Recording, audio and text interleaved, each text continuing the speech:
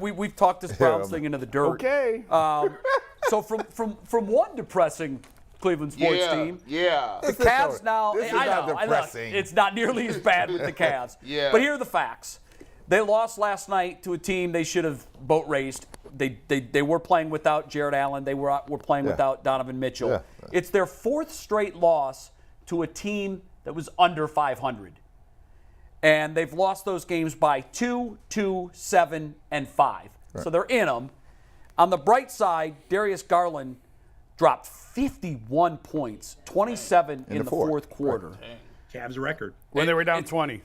They were down 20, but they were down 24 late in the third, and they got it to within 3 or 4 points at the end. And it was my takeaway was, we know Garland's a superstar, a front-tier superstar. We know Mitchell is a front-tier superstar. Right. Now it doesn't get any easier. They got to go at Milwaukee Wednesday, so this losing streak is likely to stretch to 5 games. It's what we've said all year long. They've got to figure out how to play with those two ball-dominant, superstar, fill-up-the-box score players with one basketball. Yeah. Brad, what do you say about it? Well, first, I'm not surprised, right? They got off to a great start. But there's the acclimation period of getting Darius Garland and Donovan Mitchell together on the same page and being in the same venue. The other thing that the Cavaliers are short on, and I love their makeup, Karis LeVert's got to be a guy that comes off the bench for me. He just has to be the guy that comes off the bench. The guy they need to sign, I'm going to say it again, is Melo. Melo was sitting out there, right? Because he neutralizes the touches between Mitchell and Garland, right? You have to be able to say, okay, I need to create additional space for these two to operate, right? And Karis is not doing an outstanding job. He's doing a great job. But I need his punch off the bench. The losses that you have seen, it is because the 3 spot is not one. We're not defending there. We're not stopping nobody on the defensive end there, right? We're not getting ultimate point production because some days Karis will go high, some days he goes low. He like a little bit like the Dow Jones. And it's okay, right? I can relieve some pressure here, right? Until Mitchell and Garland figure out exactly how to work this thing out, right? Because you have to understand, Donovan Mitchell in Utah was a one-man show out there, basically. Darius Garland here was basically the one-man show here at the end, getting filled in from a few spots.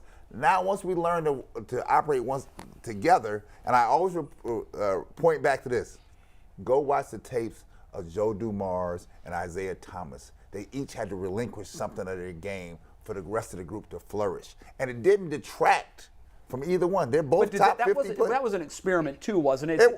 They had to feel their way through it. Isaiah was killing them. Yeah. And then they drafted Joe. Right. And then they walked in and Joe was like, Joe wasn't no Meek Mile guy from McNeese State. Right. He came in like, no, I got some game here and you're going to give me some bandwidth. And then Isaiah saw he had bandwidth and basically over time relinquished more to Joe. Yeah. Now, if we need to go to Zeke and Zeke give us 30, he could do it. Yeah. But he didn't have to do it every night. Jay, what do you think of that? Melo.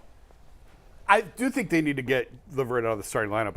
I think we agreed on that even before the start of the season. Right. I was a little surprised that was he got the spot that that we all talked about. Yeah, I was a little surprised he got that role at the start of the year. I think JB's showing deference to the veteran and the fact that Karis is sort of malleable and will just do anything that's asked of him. And frankly, they don't have any better options right now. You know, Okoro's just been a disaster. Oh, yeah. Dean Wade would give him the length of the lineup that JB likes playing with, but I don't know that you really want to commit to that. So, you know, I disagree with you in Ndamukong Suh, but I think I might agree with you on Melo. Take a look at him. What's it hurt? What do you got to lose? Right. Ultimately, I do think it's going to be okay. But, you know, this is the one thing that I said when they made this trade was Darius was rolling when he had the ball in his hands the whole time. Him and Colin could not figure it out. And as soon as you separated 2 ball-dominant guys, Darius flourished. Well, here you are putting him with another ball-dominant guy. Obviously, Donovan is a better player than Colin, obviously. And he's going to take the team farther if there was just one of them. He is. I don't think we're at this point yet, but I wonder if it's going to come to the point, and Brad, I'm curious what you think, where they just say, Darius, you're the point guard, Donovan, you're the 2. I wondered about that, we're going to run through it. I don't think we're there yet. You need to give this thing a lot longer. But that might be a screwdriver turn that they make to see what happens. Could Donovan thrive in an off ball where he is the 2 and he's not initiating, and if Darius is on the floor, the ball is in his hands? But Chase, guys, they barely played together, right? I know. I mean, we haven't. We're not there yet. Yeah, he's tempering his comments. But it is. I do think that it's something that they could look at. If we get to the halfway point of the season and Darius's numbers are what they were with Colin, and he's struggling, I don't think I don't think we have to go that drastic, right? I think that there's a sharing of the ball, right? And I think that, and I keep pointing you back to the Pistons. Just look at it, right? Because Isaiah played off the ball. He was the point guard. Yeah. He played off the ball at times. Then Joe took the point. Then Isaiah took the point. Joe went to the two. But it wasn't give and take there. There's a good give. Let me tell you who's instrumental in it. Chuck Daly was instrumental in that. Brendan Malone, the coaches, hey, we're not taking nothing from you. This kid can help you, right? Yeah. So JB gonna have to reach. Was Isaiah resistant to that at first? I think he was because he was the show in Detroit. He was the freaking show, right? The good thing we have with these guys is there doesn't appear to be a big ego. And so I say when you sit here like that, the coaches have a direct impact on it. JB gonna have to lean into Bernie Bickerstaff. Like, let me holler at you too. I need you too. Really? I need you. But I tell you who's been trying to come on? Mobley been trying to come on. He's trying to find his way. I agree with that. Now, I was just about to pivot to that. I agree with that. I said because Mobley, to me, it isn't even a bigger problem between Mitchell and Garland. They'll figure it out. One of y'all do this, y'all dribble, y'all got a good skill set, y'all like each other. The thing for me is it's the Mobley thing. Like, sometimes I think they get to a point where you got him and Allen doing pick and rolls at the top of the key the whole fourth quarter. And I'm like, you got something where you can put these guys and play the high-low game, two-man game. They have the advantage most nights with 2 7-footers in their skill set. Sometimes I just don't see the offense where they go down and say, oh, no, it's time to get our bigs involved. It's time. Because it seems to be my turn, your turn, pick and roll in the fourth quarter. And when I watch Golden State play, they look like they never had people out of position. See, until last night when Darius went for 51, 27 in the quarter, right?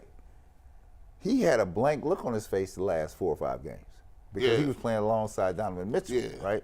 It was like, I'm not quite sure what I'm supposed to be doing out here, right? Then you remove Donovan, and guess who comes back? Darius. That's the guy. Well, you got to meld these two together because I have to. First of all, I cannot be playing Donovan Mitchell 39 minutes a night. I just cannot. Yeah. You got to come down, right? And when you coming down and bringing your production down, and Darius, I'm gonna need your production to come up, right? So there's a meeting of the minds here. It's probably in the 20s. It's not in the 30s and 40s, maybe on occasion, but it's in the 20s. That's what and you have to get Mobley. And stop trying to make Mobley the 3. He's not the 3, right? He's a hybrid. He's a mixture of a 3 and a 4. Have you made that determination yet? When he first came out, I kept asking people, could he be a 3? And the answer was adamant, no, he's a 4. We're not messing with that. Right. But I think he's a transcendent talent if he's a 3. Yes. Like he is. I do too, but I question he cannot put the ball on the floor. He cannot check people out of that perimeter. And that's the issue. Because he has to be able to do that. They don't want him guarding Katie and Giannis 35 minutes a night. Nope. That's what they don't want. Yeah, I think Brad's determination is right. And that's okay. As much as we'd love for him. You can switch onto him. He can switch onto those guys. You can stick me out there. I can guard you 25 feet away from this thing. You know what? Right? He cannot do that on a consistent basis.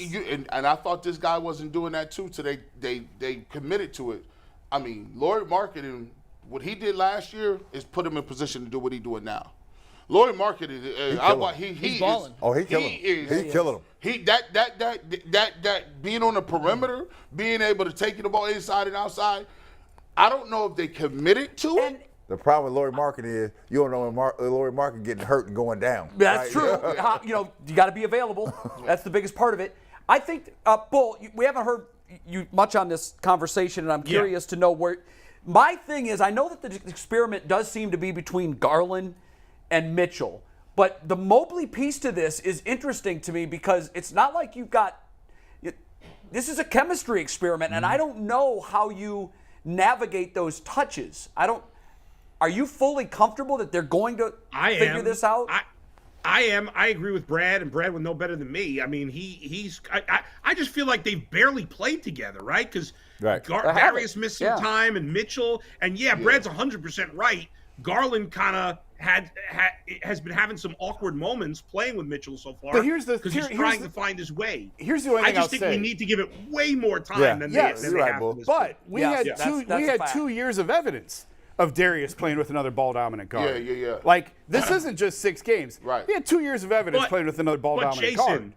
But Colin Sexton gets the not ball, Donovan and Mitchell. the ball never course comes not. back out. That's different Yeah, than that's the Donovan problem. Mitchell. Yeah. But that's why I'm saying I don't think we're there yet. I don't think Well, I'm right. just saying the fix down the road may just be Darius, you're the point guard, Donovan, you play out. Doesn't mean Donovan can never initiate. Terry Pluto ran a good story in the PD the other day about when they brought Larry Nance in here from Phoenix. Right. And that good Cavaliers team.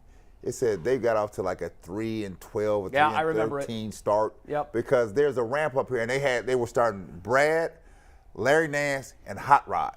And then what they found out was that's not going to work. We have to remove one of the three. And they brought in and put in Mike Sanders in the lineup and told Hot Rod and convinced him it was better for you to come off the bench. Yeah. And that's when they took off. And this team will figure it out too. And so that's why I sit out here and I say, okay, Karras, not like Karras has been doing a great job. Karras is playing a hell of a year. But I need Karras off the bench. And I say, give me a guy like Melo. I don't have to give Melo 30 minutes a game, right? I don't. I can give him 20 minutes a night. A veteran who knows his role, Veteran, understands his role. That's the key. And guys, aren't they missing? It feels like they're kind of the one thing they're missing. And again, it's way too early. But we talk about the Browns, and they're missing maybe that leader, that fiery guy. I feel like that's the one thing missing from this roster. That guy would, we've talked about Jay Crowder before. A guy who's got a little bit of nastiness, a little attitude. Yeah, we talked about that. They seem like they have a bunch of nice guys. Brad, and you maybe weren't they here. need We had one player with a little nastiness. We had that conversation last week. Like the dog. Who's the The dog? problem with Crowder is Crowder wants some money, right? He got money. He wants some money. Yeah. So what you paying But out if here, he's the missing link, they're not going to pay that money. They're just not. They're not? Not right now, right? And I said, I sit out here because I watch the things on the side. I watch the things that transpire on the sideline. I watched Donovan Mitchell, how he approaches. He went to Garland. He went to Garland yesterday when Garland was not struggling, but in the midst of the game, like, hey, because Garland was supposed to rotate on the play and didn't rotate over. He went over and said, hey, you better come over here. You got to rotate on that. That's what you need. So I say, here. So maybe they have that guy. This is the thing, right? So to Bull's point, we are far away from this thing, but I will tell you, you got to resolve that thing at the 3. Right. That thing is not built for longevity here. And the one thing about this league, they watch tape, and when they get tape on you, you're they right. will figure you out. Hey, are and you getting exploit inside you. intel on the Melo thing, or is that you just dreaming? No, it that's up? me. Okay. seeing Brad's been what's saying up- that since the summer. Okay, what's so up- I know, but I just wondered if he's when I hearing see any on the whispers in thing, the hallways. but then I saw it on Yahoo Sports. Somebody else said it. Okay.